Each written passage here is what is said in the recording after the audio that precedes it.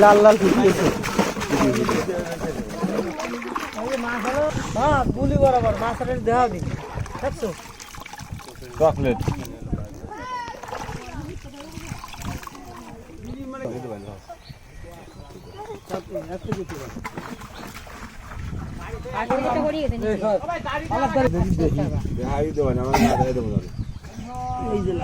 ঠিক আছে